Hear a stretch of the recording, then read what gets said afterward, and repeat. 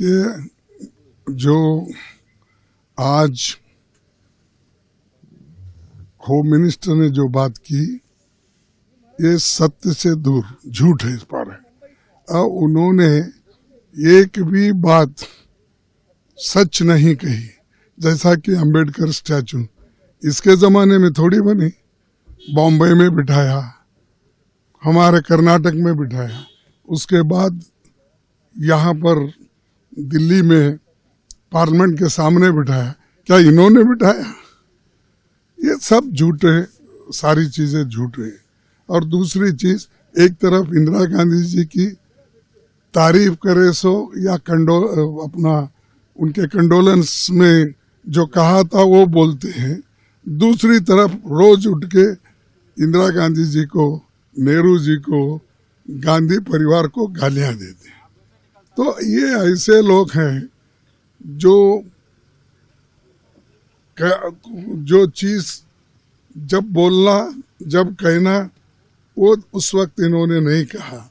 आज सारी बातें झूठ रखकर लोगों को गुमराह करने की कोशिश कर रहे हैं और ये बहुत दिन चलने वाला नहीं है। और हर चीज मोदी जी, तो ये मोदी जी की तारीफ करने के लिए सदन में आए हैं और वो बोल रहे हैं। वो देश को एक दिशा, अच्छी दिशा दिखाने के लिए वो कभी बोले नहीं, इसीलिए उसका कोई असर ना जनता पे गिरेगा, ना यंगस्टर्स पे गिरेगा, ना देश के लोग इसको सुनेंगे। अरे, गृह मंत्री का 90 मिनट का प्रवचन था और 2 दिन बहस चली राज्यसभा में। और मैं बीजेपी के ओर से जो लोग बोले हैं, कई वक्ता, 5 मंत्री थे और भी कई सांसद थे, एक भाषण कई वक्ता।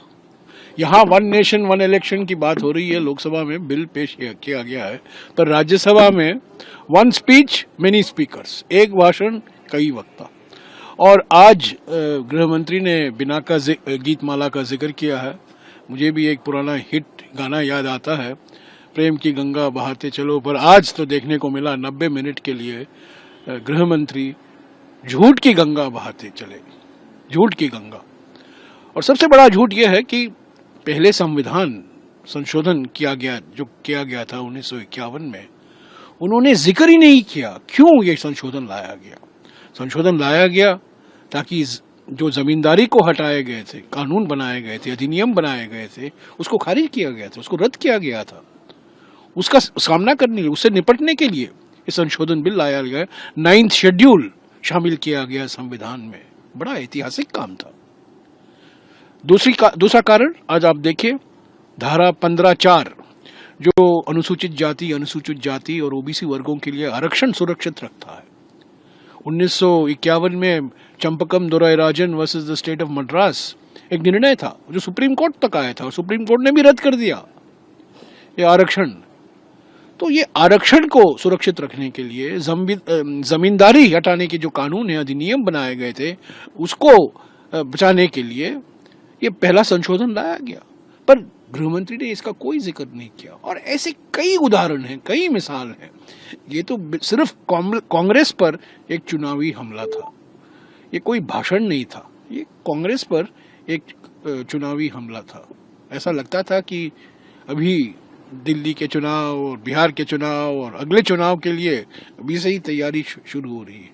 नहीं, ठीक है, इमरजेंसी का जिक्र किया, 42वां संशोधन का जिक्र किया, पर मैंने इसका स्पष्टीकरण भी दिया है कि 44th अमेंडमेंट भी आया और जो 42वां संशोधन है उसके कई प्रावधान आज भी हैं। आज जो मूल कर्तव्य हैं, फंडामेंटल ड्यूटी, प्रधानमंत्री कर्तव्य की बात करते हैं, राजपथ को कर्तव्य पथ नाम दिया है और आज उसका श्रेय गृहमंत्री ने लिया। पर वो भूल गए हैं कि 1976 में जो 42वां संशोधन लाया गया था उसमें फंडामेंटल ड्यूटीज भी शामिल थे और वो आज संविधान का एक महत्वपूर्ण हिस्सा है। और कई ऐसे प्रावधान हैं। पर मेरी आपत्ति इस भाषण से ये है कि गृह मंत्री जिस तरीके से उन्होंने जवाब दिया, जिस तरीके से उन्होंने एलओपी का अपमान किया, बैठ जाओ, आपको सुनना पड़ेगा, किया है तो सुनना पड़ेगा, ये क्या सड़क की भाषा है? ये सदन की भाषा नहीं, ये सड़क की भाषा है।